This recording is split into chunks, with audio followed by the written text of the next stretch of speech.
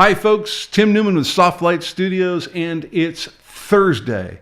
And Thursday is from capture to perfect print day. Now this may all sound like news to you, but this is the first Thursday we have done this, but you can expect to see it coming at you every Thursday here on Softlight Studios YouTube channel. In fact, if you haven't noticed a trend yet, we have a selection of topics, one for each day of the week, that we intend to continually offer videos in on a weekly basis. Okay, back to today. Today, our From Capture to Perfect Print series will be focused on fine art imaging and the entire process from camera to print of capturing, editing, and outputting fine art images. We will talk about topics like advanced exposure mastery, advanced composition techniques, using products like Lightroom, Photoshop, and a whole wide variety of third-party plugins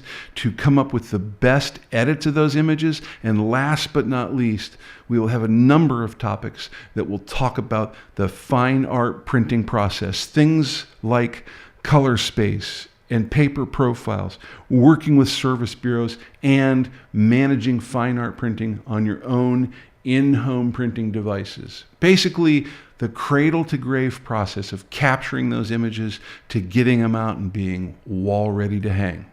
Okay, one of the things that you may not know about Softlight Studios is for a number of years, we were involved in the art fair circuit, if you will, the circuit where you took your tent out, put all of your images in there that you wanted to sell, all packaged up and ready to go, and tried to convince your public that they needed to have your artwork hanging on their walls.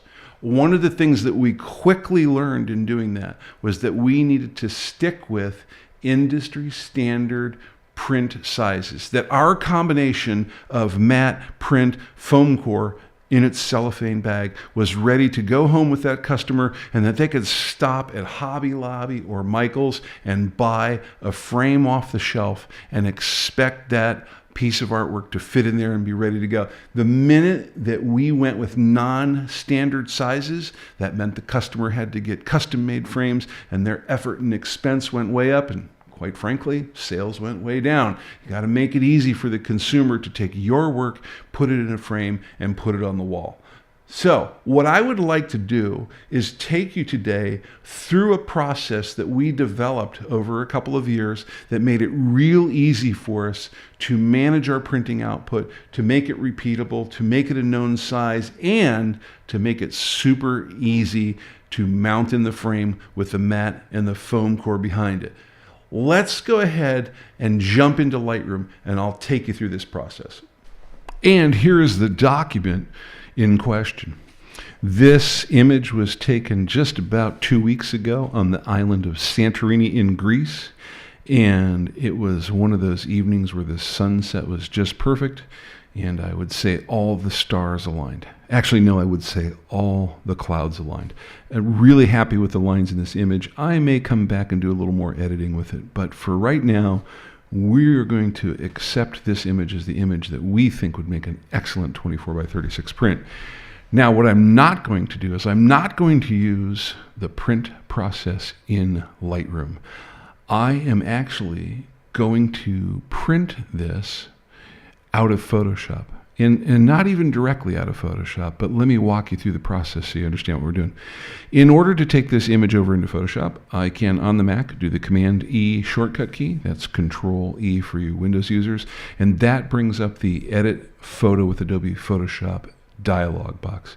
And in fact, there are a couple of Lightroom adjustments that we've applied here. So I want to edit a copy of this image with those Lightroom adjustments intact.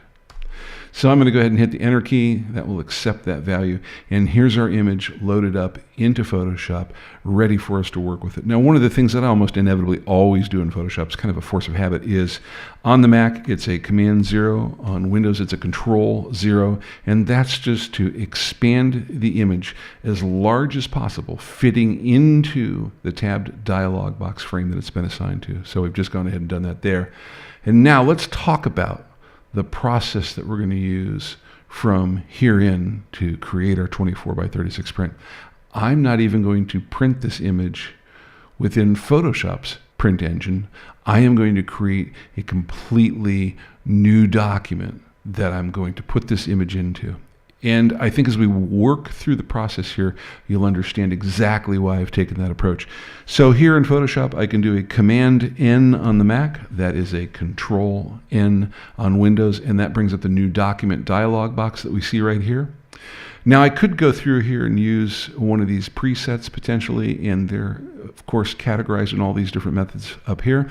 But what I'm going to do for this exercise is I'm going to create the new document manually so I can talk through why I'm doing what I'm doing and how it's going to benefit you. The first thing that we want to take a look at here is the size of the document and of course the measurement system that document is in.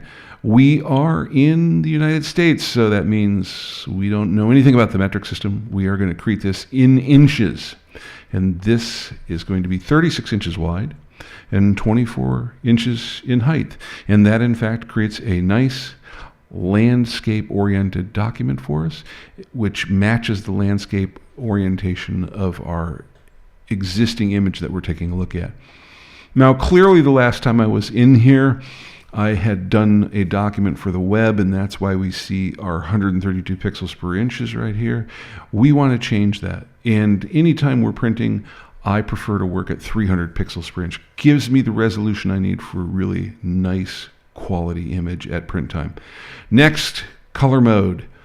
If you're shooting with a 35mm camera and you're shooting those you are printing those digital SLR images from that camera, you are most likely working in the RGB color mode. That's the red, green, and blue channels being managed there. It's the way the camera thinks, it's the way Photoshop works, and it's the way most of your contemporary photo printers expect to see the file coming in.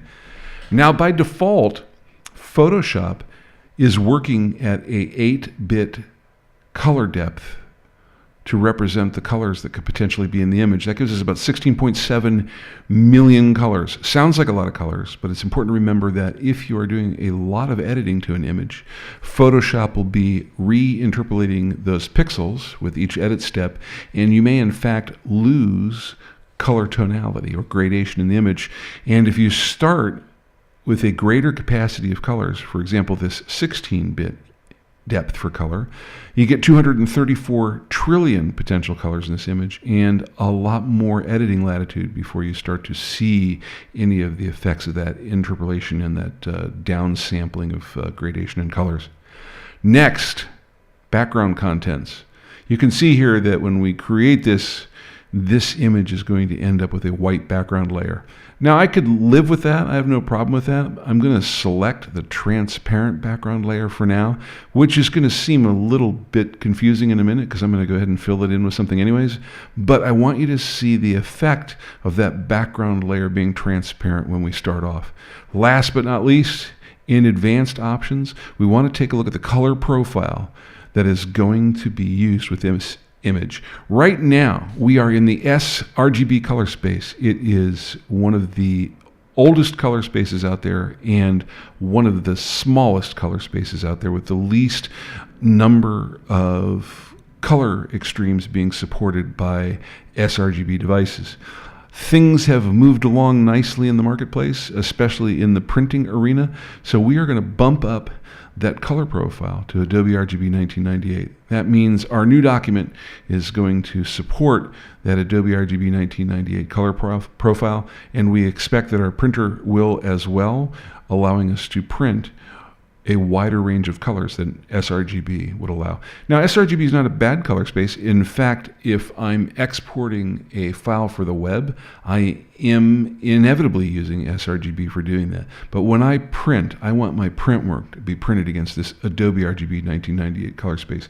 In fact, one of my rules is for print services is if you will only print in sRGB, you won't take my Adobe RGB 1998 files, you won't print my work. So essentially, if you can't meet this Adobe RGB 1998 specification, you're kind of getting fired as my printer. Okay, let's go ahead and create this document by clicking right there on the Create button. Again, my typical Command 0 on the Mac, Control 0 on Windows to size this up. And here we have it, a new blank document. And one of the things that you'll notice here in this new blank document is that we see rulers at the top and left-hand sides of the tabbed document frame here. And I love having those rulers up and displayed. In fact, I leave them turned on most of the time in Photoshop because I can see really quickly at 100% size when I output this file. This file will come out as 24 inches tall and 36 inches wide. It's a really nice thing to be able to see. If you open up a document and that document is 3 inches across and 2 inches in height, probably going to make a really great wallet image, but not going to make a good 8x10. So what affects the capability of these rulers or how large they are depending on the document? It all comes down to image size. If we started off with a 5 megapixel image off of a 5 megapixel camera, then we're not going to expect to get an extremely large file out of that. In this case, we started off with a 42 megapixel image, so we believe that a 24 by 36 image will not be a problem. In fact, if we go over here just for a second and click on this other tab, here is our document out of Lightroom at its native size, and currently it's looking like it's about 19 inches high and 26 or so inches wide. Certainly not going to be a problem to turn that into a 24 by 36. That's not much of an enlargement of that size at all. So back over to our new document tab, and let's talk about what we're going to do here. More likely than not, if we are getting ready to print a 24 by 36 inch image that we are going to frame and hang on the wall, it's pretty likely that we are going to have a mat on front of that image, and that mat is going to have some borders to it. In this case, I'm just going to assume that my borders for my mat are going to be 2 inches from each edge all the way around the outside of that piece of paper. So I'm going to come in here and I'm going to do a new guide layout from the View menu. That's View, New Guide Layout. And down here for margin, I'm going to put in 2 inches, 2 inches, 2 inches, and 2 inches. All right. And we're not having any columns or any rows, just simply a margin that gives us guidelines at 2 inches away from the edge along all 4 sides of this image. All of the other things here within the dialog box, we are going to leave turned off. Okay, so there you have it, some nice guidelines that are 2 inches from each edge of the image. A little hard to see because of our transparent background, and that is in fact why we created a transparent background, because I wanted you to see how to deal with this if you built these kind of guidelines over a transparent layer. All I'm going to do is I'm going to hit the D key to make sure that my default colors are in fact black and white. Here we go. And I am going to make sure that I load up the paint bucket tool. Now I have the paint bucket tool loaded already, but you notice if I keep hitting the G key, I cycle through all of the different icons that are supported over here in this paint bucket tool stack. If the G key is not cycling those icons for you, try adding in the Shift key and hitting the G key, and that will cycle through them. If you don't like having to use that Shift key to cycle through tools in a tool stack, go into Photoshop Preferences into the interface and turn off Use Shift key for tool switch so you can make that go away. I personally like turning that off because I like to be able to just hit that key directly and have it react and get what I need. Okay, so I'm going to click right here in the middle and bang, black background. Now I don't necessarily want a black background for this print. We'll discuss that a little bit later, but it sure makes these guides a lot easier to see. Just to make sure that I'm clear on what this is later when I'm looking at it, I'm going to come over here to the tab strip, double click on it, and type background dash black. Now, it's pretty obvious that it's black here. I've got the caps lock key, fix that problem there. Okay, it's pretty obvious that this background is black here, but it might not be so obvious in the future if I've created a background that's gray or dark green or red. I may want to label that so it makes it easier for me to find it in the future. All right, we got our background, we got our guides, we know that we have built a 2-inch border or at least 2-inch guides around the outside of this image. Now, what I would like to do is I would like to make a representation of what the mat is going to look like. So I can actually visualize this right here in Photoshop when I place a picture inside this template that we're creating. So I'm going to create a new layer, And I'm going to double click on the layer name, and I'm going to call this the matte layer. And the other thing I'm going to do here, and we'll explain this as we move along, is I'm going to put in parentheses, turn off for printing. That will remind us when we get ready to output this file that we do indeed need to turn off this matte layer so that it doesn't print over image areas in the picture. We'll keep exploring that as we move along, but just accept that at face value for now. So what I want to do is I want to draw a white border that is basically the 2-inch strips all the way around the outside of this document that we're looking at. Easiest way to do this, grab the marquee selection tool. And you can see right here, if I hit the M key, that activates the marquee selection tool. And just like the G key, if I keep hitting M, I will cycle through all the tools until I eventually come back to that marquee icon. So what I'm going to do with that marquee selection tool loaded, I'm going to draw a selection from one corner of these guides to the opposite corner of these guides. Now that's not quite getting us all the way to where we need to be. That's a selection of the interior of this layer. What we really need is a selection of the exterior of this layer, the area outside the guides. Well, that's easy enough to do. I just simply invert this selection. So I come up here to select, and I can choose the inverse command here, which, by the way, on the Mac is Shift-Command-I. On Windows is Shift-Control-I. And as soon as I click that, you can see that, in fact, our selection has gone from being inside the guidelines to all the areas outside the guidelines. If I switch my default colors from black as the foreground to white as the foreground by using the X key, you can now see that white is the foreground and black is the background color. And if we select the G key or the paint bucket tool again, the paint bucket tool is going to paint with that white foreground color. So there you have it. There is our matte on the outside of our image. And in fact, I can do a couple things here to make this easier to visualize. One is Command D, make that selection go away. And if I feel like the guidelines are in the way, I can do a Command semicolon on the Mac, a Control semicolon on Windows, and those guidelines are no longer on the screen and interrupting our view, if you will. Now here, I can turn this layer on and off. There's my matte, and there's my matte gone. And in fact, when I go to print, that's exactly what I'm going to do. I'm going to turn that matte off, and I'll show you why in just a second. Okay? The next thing I'm going to do, I'm going to turn my guides back on. So that's a Command semicolon on the Mac, Control semicolon on Windows, and I need another set of guides. Because if you think about it, if I print this picture with a 2-inch border all the way around it, and I make my matte with a 2-inch border on it all the way, that's a pretty tight tolerance for things lining up. And if that frame happens to be 24 1/8 opening by 36 1/8 opening, it's a possibility that the matte might shift separately from the picture, and I'd see a real thin white line between the picture and the matte that's there, and that isn't going to look very good. So what we're going to do is we're going to build ourselves in a little safety margin when we create our image. We are going to go back up here to the View, New Guide Layout command, and instead of these 2-inch margins that we have here, we're going to want a 1.875-inch margin here.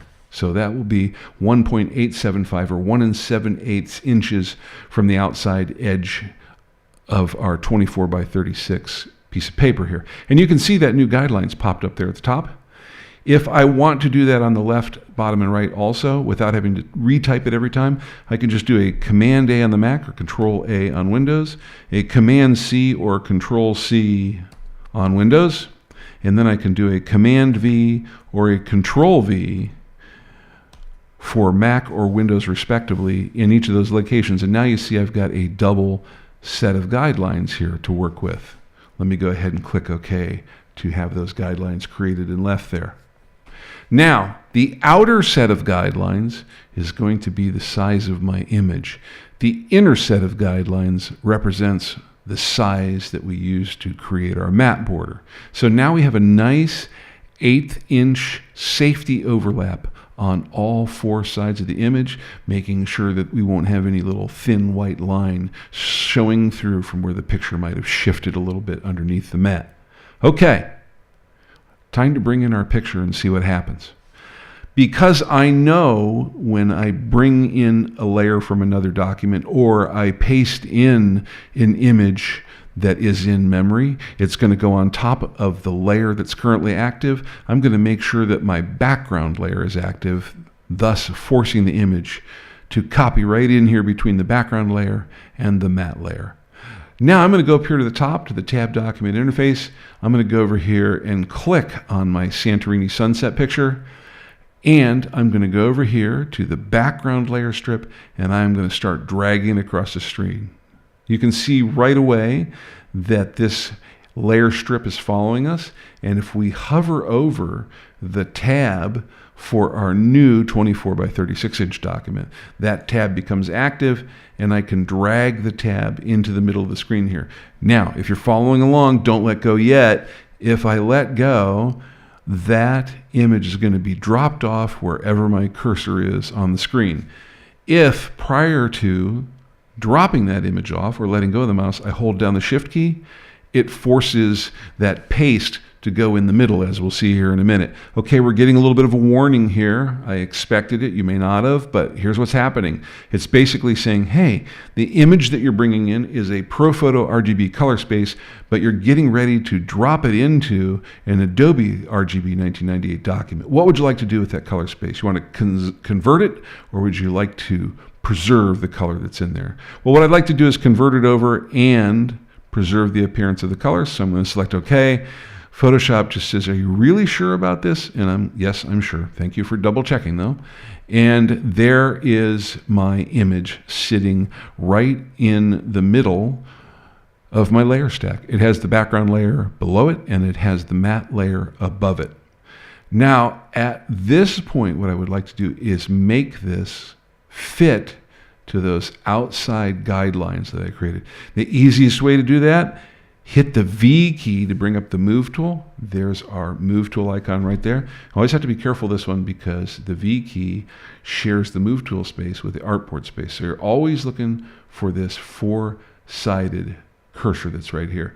And if you don't see control handles like I see here around the outside edge of the image, check this little icon right here, which is the tool that turns on showing or hiding transform controls on the active selection or active layer in this case. So now I can grab a corner here, grab this upper right hand corner and start dragging it out.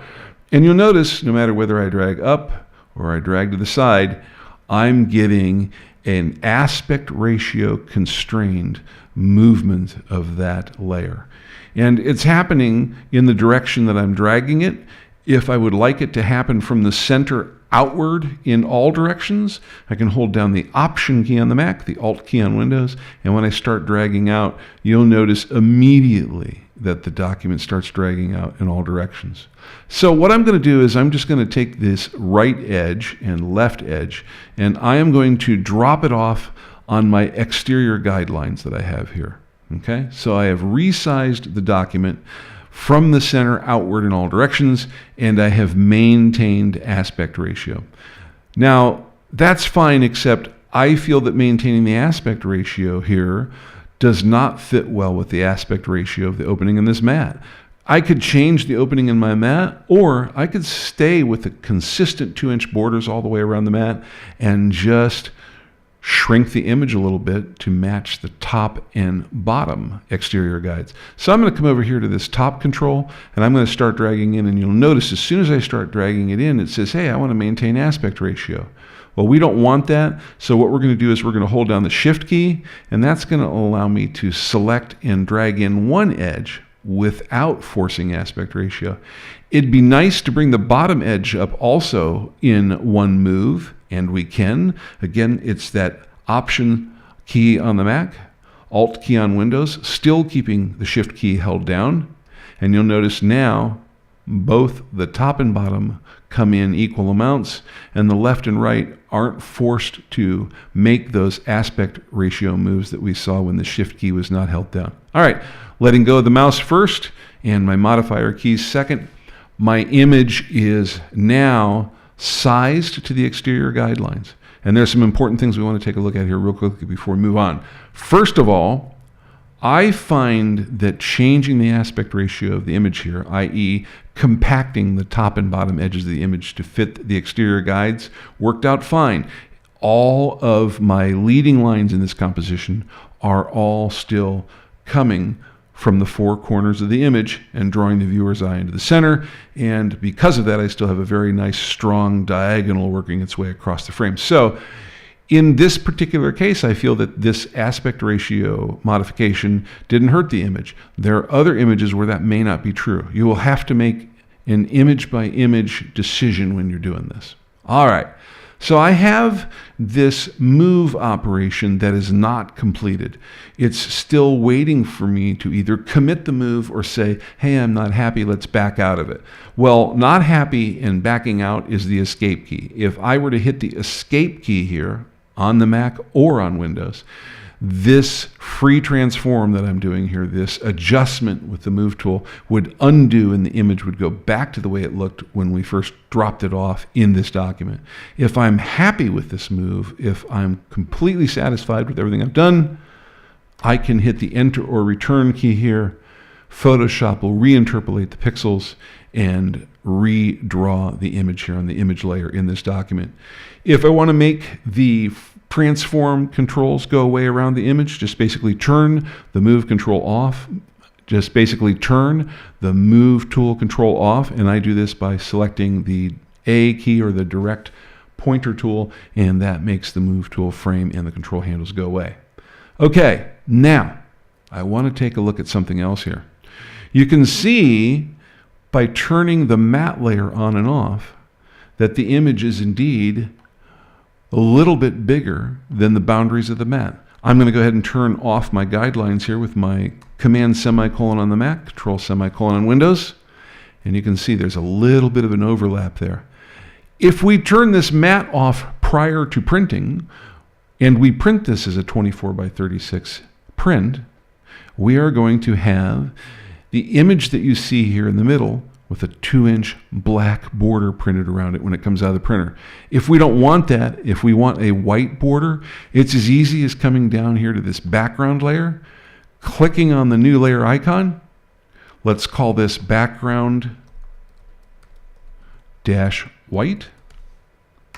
And we've already got the white loaded as our foreground color. Let's just grab the paint bucket tool, click anywhere on this layer, and boom, there is our white background. So I can print this image with a 2-inch white border or that 2-inch black border.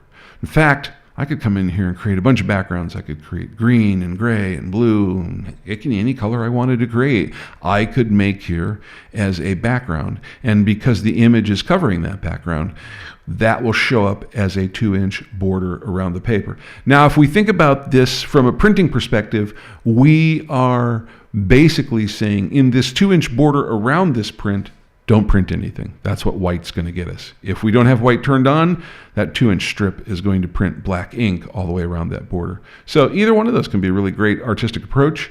I find black borders pretty cool. I use them a lot in black and white imaging, but I really like the clean white border here.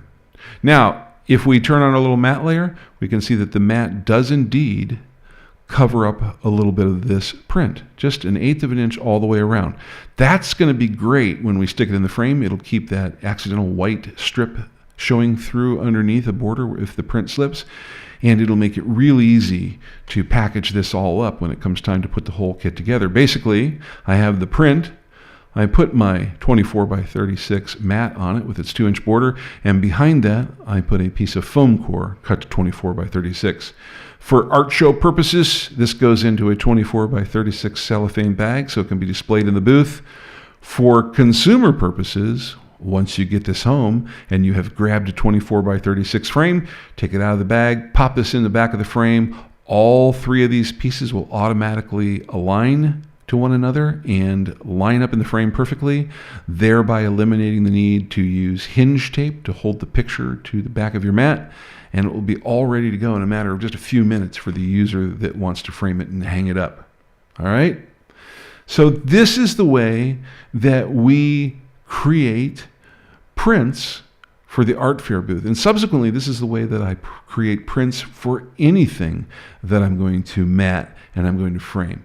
It makes everything line up perfectly.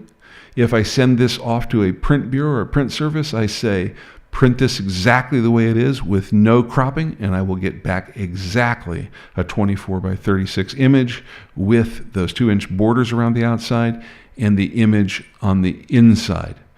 Now, here's the really cool thing. Let's say that I want to bring another picture in here and print it as a 24 by 36. No problem. I'm going to hop over here to Lightroom. Let's grab this image right here. Not quite as colorful as the other one, but we can use it to make our example. We're going to open this up in Photoshop.